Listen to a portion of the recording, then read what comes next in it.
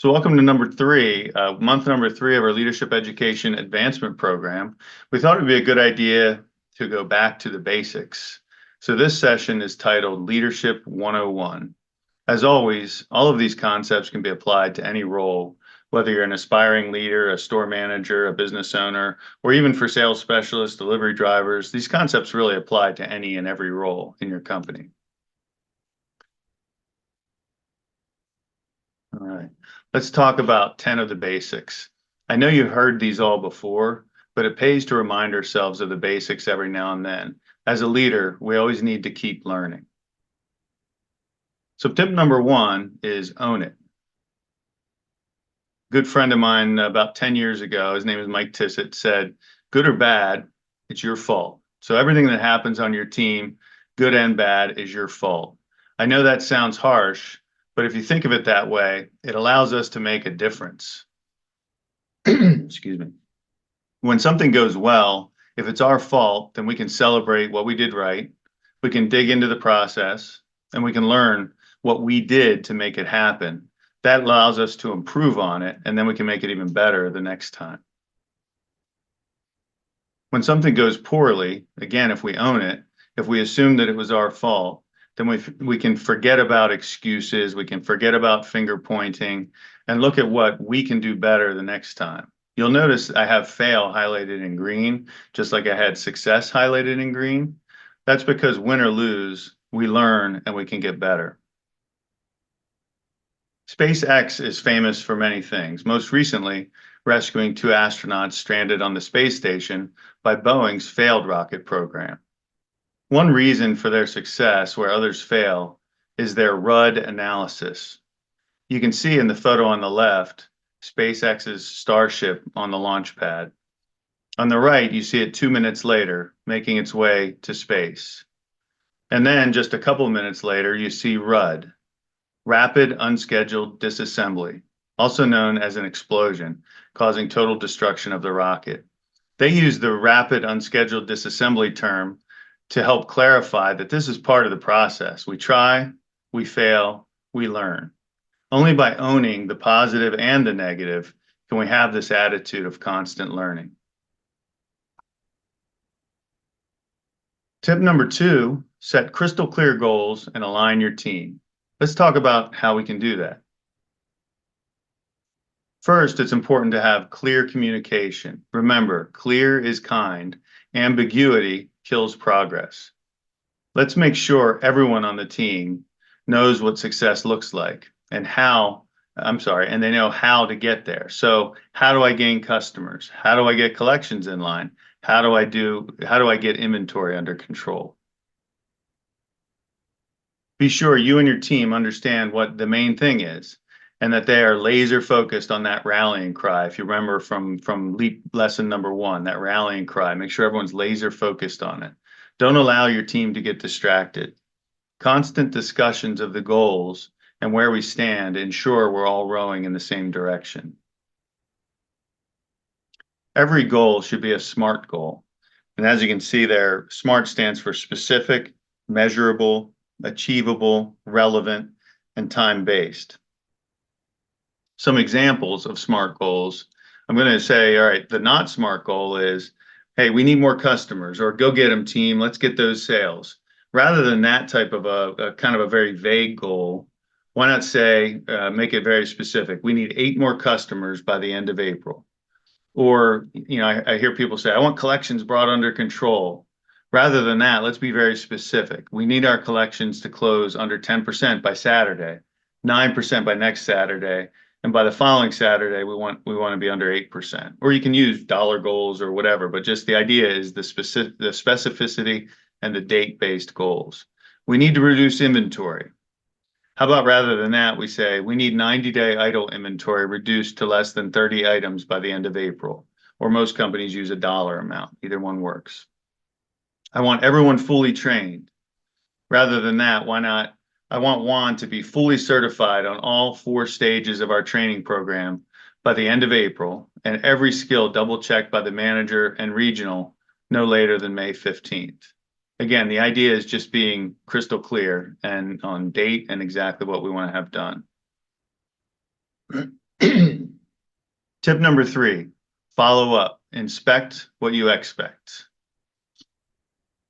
Ronald Reagan famously said, with regard to the Soviet Union and nuclear disarmament, that we will trust but verify.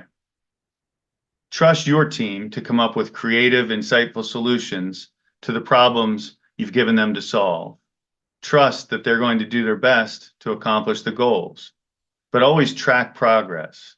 Always verify that processes are within whatever guardrails you've established. This isn't micromanaging, it's managing. If you have weekly progress reviews where you're looking at the numbers, asking questions about successes and concerns, you can easily address potential issues before they become major concerns. Making minor course corrections is much easier than discovering a major issue when it's too late to make a difference. Tip number 4, have consistent one-on-one meetings with your team. Yes, even if you're in the same store with your team every day, I would encourage weekly one-on-one sit-downs with each individual team member. One recommendation for a format would be the start, stop, continue variety, where you ask him or her to start doing something that's been missing from their weekly their weekly routine. Ask them to stop doing something which is hurting the team, and praise them and ask them to continue doing a particular behavior which is helpful. Ask them to give you the same feedback on how you can help them or how you can help them in their role. Don't waste your time and their time by giving them the same feedback every week and never acting on their suggestions. Show them the respect of really providing quality feedback to them and acting on their suggestions when it's appropriate. An example would be, John, I'd really like you to start interjecting some feeling, some humor in those sales calls. Add a personal touch. Related to that, I'd like you to really work on not sounding robotic on the phone. It's almost like you're trying to be too professional. And I'd really love for you to use that same personality that you use when people come into the store. Use that type of a personality when you're talking to them on the phone. So just a simple conversation like that is all we're looking for there. And then again, ask them for some feedback for you on how you can help them. Tip number 5, treat people like people, not like they're tools. We often hear about the golden rule. Treat people how you would like to be treated. But I would challenge you to treat people the way they would like to be treated, also known as the platinum rule. One thing I can promise you is that they never want to be treated like a cog in a machine or a tool in your toolbox, a chess piece on the chessboard. Know your team members as people. What are their personal goals, professional goals?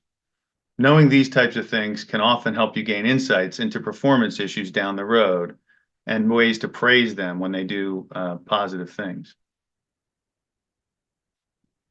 Every interaction you have with your team members is likely either filling their bucket or dipping from their bucket. Think of the bucket as the goodwill bucket.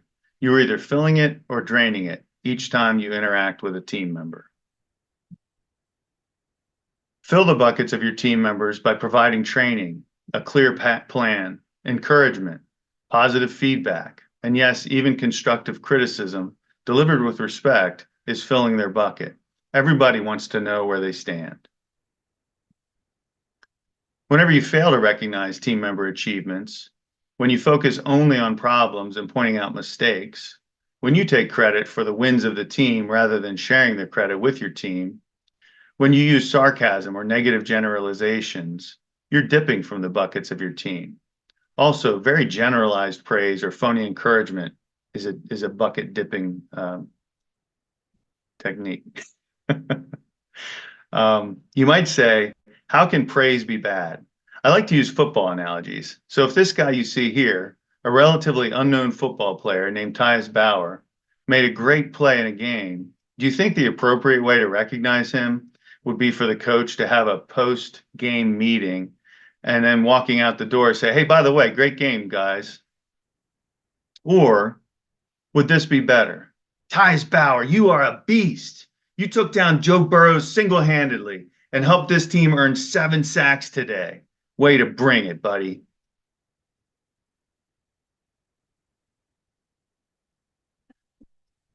Tip number 6. Sorry, that was for you, Mike Tissett. Tip number 6. Don't tolerate team members who are not a fit. When you have someone on your team who makes you cringe because of the way they make others feel, you may have a jerk on your team. In many cases, this person might be really good at their job, but you wish you could lock them away in a closet to do it.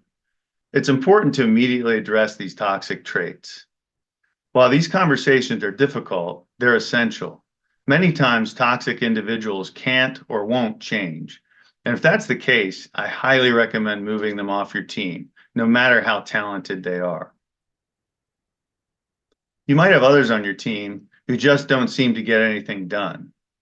They may be nice people who get along with everyone, but we need to ensure that our culture also includes the importance of productivity. I strongly suggest you clarify their role and set crystal clear expectations. Ensure their goals are measurable or SMART, like I talked about a minute ago. If you're sure they understand and they still lack productivity, it's time to schedule progressive discipline discussions with them until either they improve or they're removed from your team. No matter how nice they are, remember they are the ones choosing not to perform.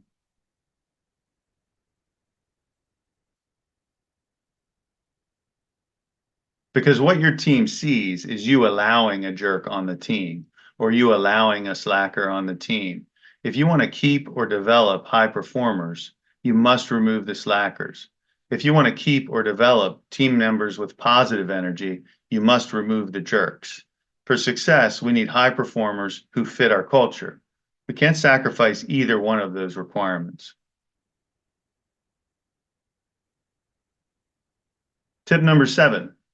Make decisions and take actions. Whenever we have a problem, it's easy to make an excuse.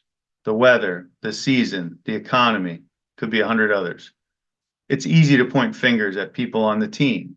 But really, what we need to do is remember, as we discussed in tip number 1, everything is our fault.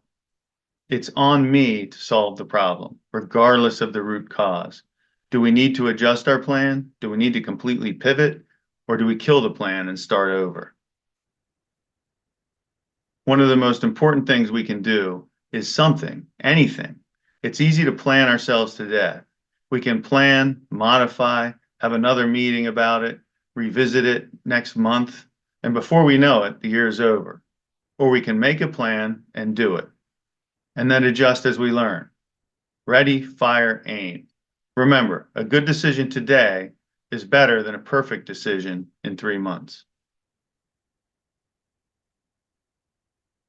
Tip number 8, coach and develop your people. It's very easy when we've been shorthanded and we finally hire that new team member to breathe a sigh of relief and get back to work. Or as I sometimes call it, throw them to the wolves. Hiring the right person is only step number 1. It's essential to thoroughly train the new hire on both the how and the why of everything we do. Plan it, schedule it. And along the same lines, for all of your other team members, it's equally important to take the time to provide feedback to them as well. No matter how long they've been with us, it's more important than most anything else we're going to do this week. I would implore you not to ever think to yourself, Dan knows what he's doing. He doesn't need my feedback. I can assure you, we all need feedback. Tip number 9, lead with energy and positivity. Remember, energy is contagious, good or bad. Problems will come. Your mood sets the tone.